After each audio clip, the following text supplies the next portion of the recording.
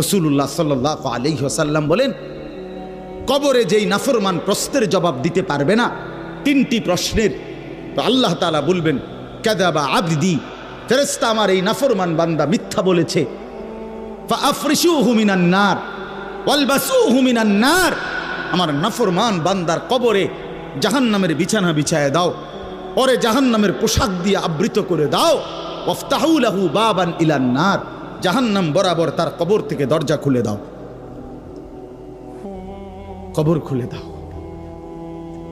ওফো, আল্লাহর নবী সাল্লাল্লাহু আলাইহি ওয়াসাল্লাম বলেন, তখন কবর তারে, ফেরেশতা যখন তাকে রাইখা যাবে, কবর তারে ডান দিকের মাটি বাম দিকে একটা চাপ দিবে, বাম দিকের মাটি ডান দিকে চাপ দিবে।